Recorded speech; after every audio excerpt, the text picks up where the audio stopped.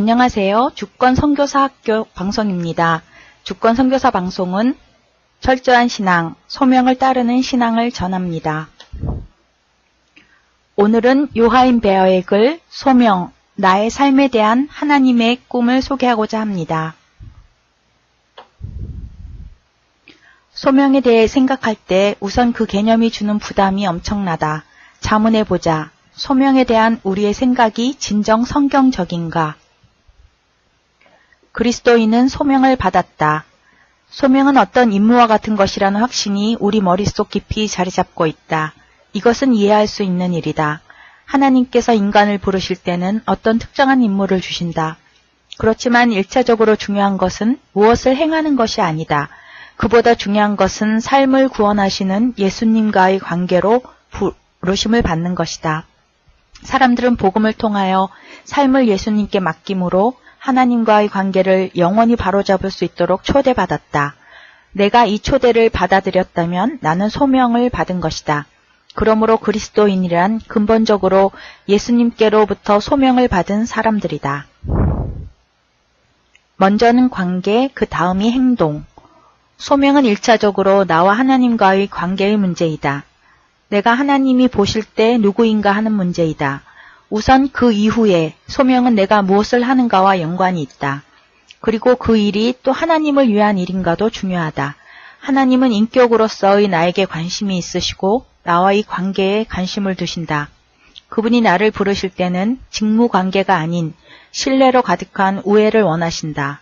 이러한 관계가 내가 하는 일 속에서도 분명 반영되어야 한다는 것은 이미 다루었다.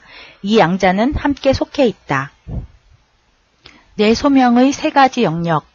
소명에 대한 성경적 상에서 강조되고 있는 것은 하나님과의 구원의 관계이다.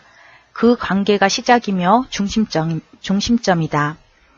그럼에도 불구하고 소명은 또 항상 어떤 과제와 관련이 있다. 소명은 나의 말과 행동으로 이 땅 위 하나님 나라에서 함께 일하도록 이끈다. 그러므로 나를 위한 하나님의 계획은 나의 구원에만 머물지 않는다. 소명은 의미가 없거나 목적이 없거나 허공에 떠 있거나 세상을 등지는 것이 아니다. 하나님의 계획은 어떤 구체적인 과제와 연결되어 있다. 그러므로 나의 소명에 대해 여러 영역에서 질문해 볼 수 있다. 먼저는 이미 분명히 말했듯이 하나님과 나와의 관계이다.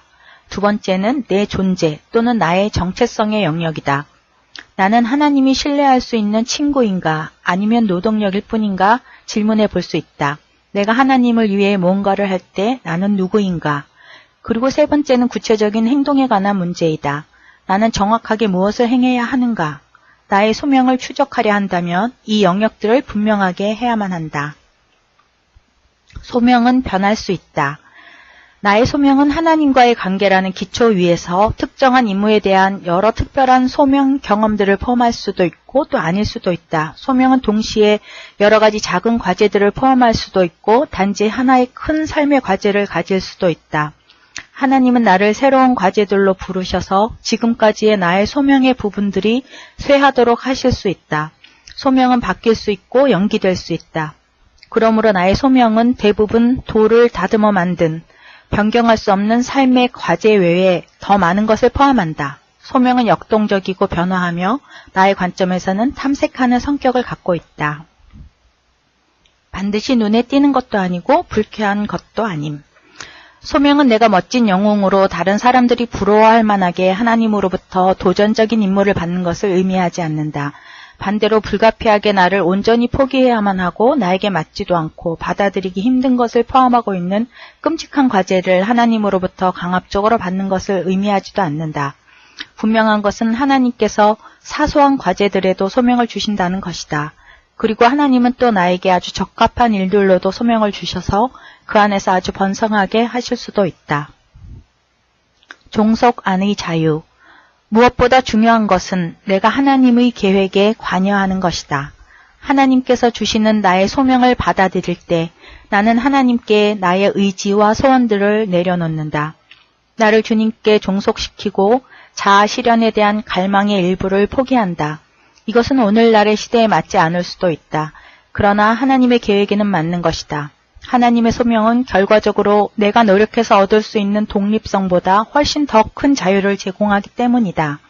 중요한 것은 하나님께서 나에게 맡기시고 능력을 주신 그 일을 행하는 것이다. 그것이 무엇인지는 소명을 찾는 것을 통해 발견할 수 있다. 소명, 하나님께서 나를 창조하신 목적. 결론에 앞서 발생할 수 있는 몇 가지 오해를 방지하고자 한다.